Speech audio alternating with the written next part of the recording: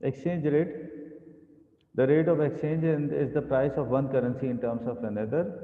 और exchange rate की जब हम बात करते हैं तो हम बात करते हैं करेंसीज की, कि जैसे कि पाक रुपी वर्सेस डॉलर, कि आपका $1 is equal to 158 Pakistan rupees, and same is the case with the other currencies.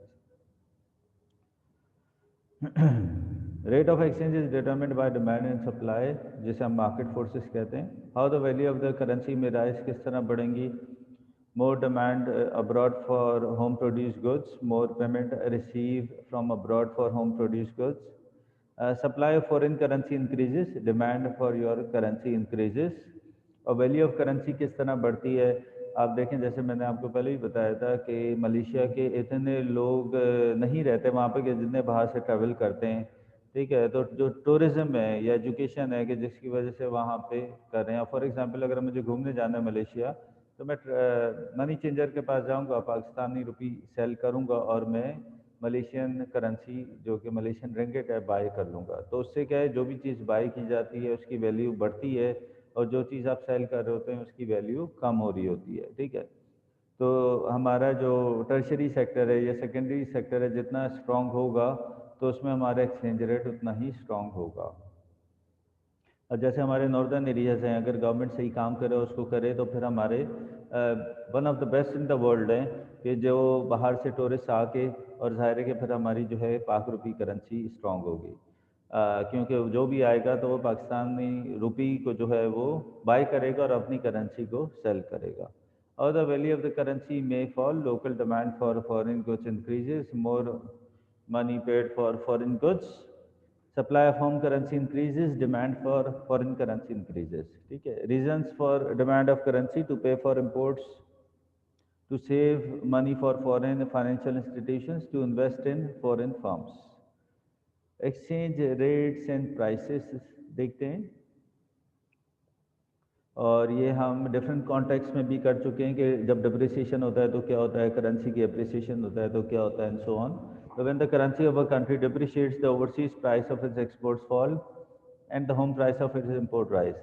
और ये अच्छा होता है हमारे लिए किस तरह के, इंटरनेशनल मार्केट में हमारी अगर प्रोडक्ट जैसे उसकी प्राइसेस फॉल करती है तो कस्टमर हमारा बढ़ता है और कंपैटिटर जो इंडिया चाइना उसके पास से हट के हमारे पास आ जाता है. When the currency of the country appreciates, the overseas price of its exports rises. उससे हमारी क्या होगा कि एक्सपोर्ट्स कम हो जाएंगी और इंपोर्ट्स बढ़ जाएंगी क्योंकि इंपोर्ट सस्ती हो जाएगी. And home prices of its imports falls. Reasons for currency fluctuation, क्या रीज़न है कि जिसकी वजह से करेंसी फ्लक्चुएट करती है?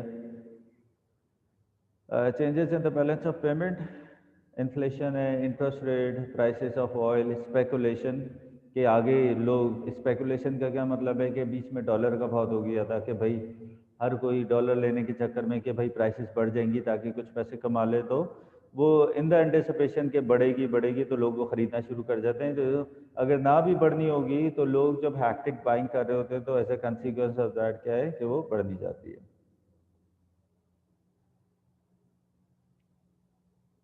Now how exchange rates are set.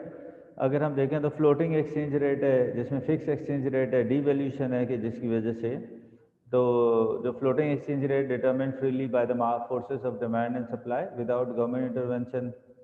फिर आप देख रहे हैं कि फिक्स एक्सचेंज रेट है तो उसमें जिसमें government intervening in the exchange markets by buying and selling their reserves to fix their own currency value to, so that depreciation of currency doesn't lead to inflation. ठीक है, और appreciation of currency doesn't cause exporting firms to close down. The uncertainty caused by floating exchange rate does not cause traders to trade less. अब ये चीज़ समझ लें कि दो तरह के रेट होते हैं, एक फिक्स एक्सचेंज रेट और एक फ्लोटिंग एक्सचेंज रेट. हमारा जो है वो फ्लोटिंग एक्सचेंज रेट है, फिक्स होता है, गवर्नमेंट फिक्स कर देगी, और अगर ऊपर नीचे जा रहा होगा तो गवर्नमेंट बेच के और ख़रीद के जो है उसको करेंसी को एडजस्ट कर लेगी. ज़्यादातर जो दुनिया में फ्लोटिंग एक्सचेंज रेट है यानी कि डिमांड एंड सप्लाई पे काम कर रहे होते हैं. जितनी ज़्यादा डिमांड होगी उसकी करेंसी इतनी स्ट्रांग होगी, जितनी ज़्यादा उसकी सप्लाई होगी, ज़ाहिर है कि बहुत ज़्यादा अगर किसी भी चीज़ की सप्लाई होता है आपको पता है कि उसकी प्राइसेस जो है या उसकी जो है वैल्यू जो है वो गिर जाती है. तो सेम अप्लाई करेंसी के साथ भी होता है.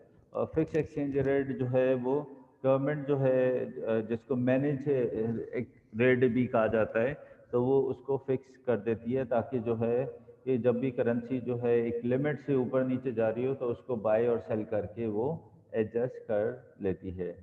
ठीक है, छोटे छोटे टॉपिक्स हैं ये हम कर रहे हैं ताकि we want to make sure कि मैक्रो में हमारी कोई चीज़ ना रह जाए, क्योंकि स्पेशली 2020 का जो मैंने रिकमेंड किया आपके स्पेसिमेन पेपर देखें तो अब जो ट्रेंड है वो यही है कि केस स्टडी तो पहले ही मैक्रो से आती थी, लेकिन ज़्यादातर क्वेश्चन जो है वो आपके मैक्रो से आ रहे होते हैं। ठीक है, तो हम इंशाल्लाह जो extensively almost we are about to finish our course, और उसमें फिर हम जो है पास्ट पेपर्स वगैरह को अच्छी तरह रिव्यू करके in the light of the marking scheme हम उनको सॉल्व करना शुरू करेंगे। Balance of payments, the balance of payment is an account of a country's payment to and receipts from the rest of the world. It shows the value of transaction.